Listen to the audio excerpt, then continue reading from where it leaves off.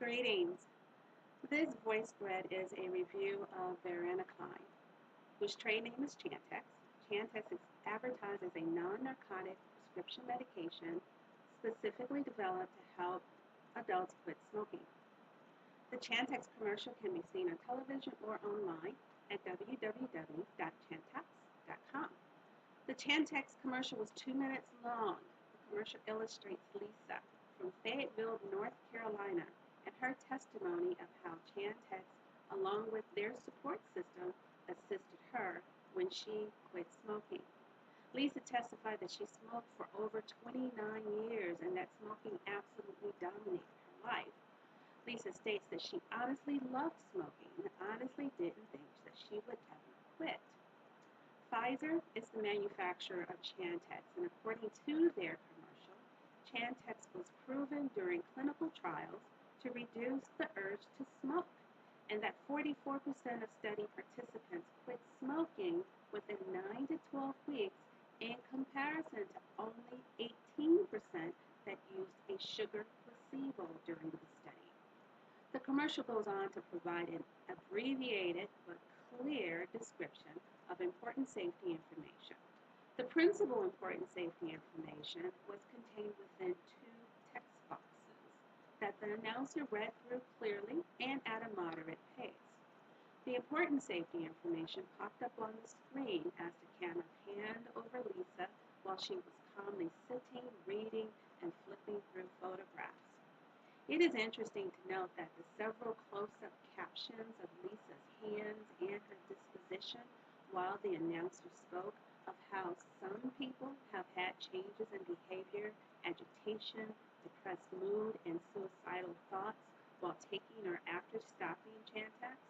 However, Lisa appeared calm, relaxed, and happy, with no twitching, fidgeting, or an appearance of agitation. When the announcer mentioned some people can have allergic or serious skin reactions to Chantix, and goes on to say if you notice swelling of your face, mouth, or rash to stop taking it, the camera zoomed in on Lisa's face that appeared well hydrated, smooth, clear, and definitely not swollen. Interesting to note also is that the commercial did not verbalize the generic name of Chantix, VARENICLINE. The commercial did not actually elaborate on how Chantix assisted smokers in quitting. Although Lisa states that, quote, it was very interesting that you get to smoke for 1 week, end quote. Lisa goes on to describe the unopened pack of cigarettes she had once in her purse, and how her realization was that she no longer needed them because they were no longer her crutch. These two statements leaves the viewer with the impression that Chantix was effective in helping smokers ease out of a smoking addiction and actually freed Lisa from smoking within 1 week. Of course, the product insert, which was available online, was much more inclusive and detailed than what was provided within the commercial. The commercial provided key important safety information, as mentioned previously, such as the warnings and precautions, advertisement reactions, as well as which population should not use Chantix. The commercial discussed briefly the warnings and precautions related to changes in your mood or behavior, suicidal thoughts, the potential for swelling and allergic reactions, the need for consumers to discuss all of their medications with their doctor, as well as changes in dosing for those with kidney issues. The commercial did articulate nausea as the most common side effect, as well as some people that mentioned trouble with sleeping and vivid dreams while taking Chantix. The commercial mentions the need for consumers to be cautious when driving or using machinery until they know how Chantix affects them. Lastly, the commercial did discuss the need for consumers not to use Chantix with other products to quit smoking. And most importantly, the commercial did mention that you need to talk with your doctor to find out if prescription Chantix is actually right for you. However, the product insert detailed the source of the serious neuropsychiatric events as being a possible complication of nicotine withdrawal in patients who stop smoking. That a depressed mood may be a symptom of nicotine withdrawal. The reports of depression, according to the product insert, is sometimes reported in smokers that are trying to quit smoking without medication. However, the product insert states that some of these symptoms have occurred in patients taking Chantix who continued to smoke during therapy. Thus, the product insert details the need for patients, families, prescribers to monitor more closely all patients being treated with Chantix for changes in their behavior, depressed mood, or suicide thoughts, not only during treatment but after discontinuing the Chantix therapy. The product insert details why it is important for consumers to discuss any mental health issues with their doctor prior to use, because the safety and the effectiveness of Chantix in patients with serious psychiatric illnesses had not been established yet.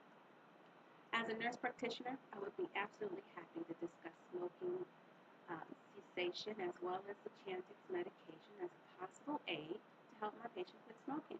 I would attempt to verbalize my support and encouragement for their desire to learn more about the ways to quit smoking. I would begin by assessing what they know about Chantix and what is involved in the process to quit smoking. I would assess their smoking history, their history of any previous attempts to stop smoking, what prompted them to want to quit smoking at this time, as well as when did they actually envision themselves being smoke-free. Some of the things that I would include in my education to the patient regarding Chantix would include clarifying what the patient already knows in regards to how Chantix works. I would discuss with the patient what if Chantix is appropriate for them based on their allergies, medical history, especially any psychiatric or kidney issues, as well as their perceived tolerance to the proposed adverse or common side effects. If the patient is a female, I would assess if the patient is currently breastfeeding or pregnant, or if she intends to become pregnant during the process. I would educate the patient on the typical treatment regimen and the proposed length of treatment, and I would assess the patient's desire to adhere to that treatment process. Many people have a goal, but they're not necessarily committed to the process of getting there. As with any addiction, breaking a smoking addiction is a serious undertaking that requires the support of others, your family, friends, family members, and of course, the healthcare community. Accordingly, I would educate the patient on the various support systems and counseling services available for those attempting to stop smoking, especially the free support system that the patient would receive with the prescription for Chantix. Now, initially, I was absolutely appalled at the many medication advertisements that I would see in magazines when these pharmaceutical companies began to advertise to consumers. I felt the influx of information regarding pharmaceuticals was totally overwhelming and made inaccurate, broad pronouncements and claims of effectiveness. I felt it was another attempt to miseducate the consumer, pull on the consumer's emotional shoestrings, and to get consumers to spend money on things that they really didn't need. I was truly distrustful of the ulterior motives behind pharmaceutical advertisements. However, through time and my growth and development within the healthcare industry, I've come to see the value in direct consumer advertisements. Pharmaceutical advertisers have come a long way at presenting information regarding the indications and effectiveness of their medications to consumers. I've come to look at the pharmaceutical ads as just one way in which consumers can be informed about the many advances that are taking place in medicine. However, as with any ad, the consumer must remain alert and aware. A responsible pharmaceutical advertiser, in my opinion, continually stresses the need for consumers to see their healthcare provider to see if the drug is actually right for them. As with any advertisement, the pharmaceutical ads can serve consumers positively or it can be a disservice to consumers. For the patient that rarely goes to the doctor, seeing some of these ads can inspire their desire to see a doctor for treatment.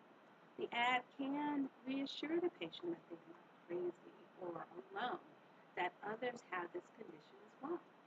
If the patient has limited knowledge about a condition, seeing these commercial advertisements about treatment options could provide general information that would inspire the consumer to learn more.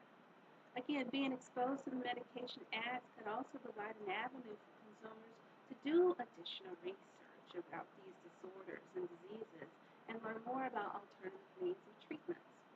Lastly, seeing these pharmaceutical commercials would help the consumer to see that their condition is manageable, treatable, curable, which would help to inspire hope within the consumer. I believe, however, pharmaceutical advertisements could potentially have an equal and opposite negative effect on consumers. For the consumer that is already suffering from hypochondria, seeing all of these various medications advertised regarding different diseases or disorders could potentially heighten their health phobia or health anxieties. In addition, consumers that are exposed to medication ads that their doctor did not advise them previously of could inspire distrust of the healthcare professional. The consumer could grow to feel that the doctor had been withholding knowledgeable, available alternative treatments for their disorder. So again, with any advertisement, how it is perceived and ultimately utilized is a highly individualized process. Thank you so very much.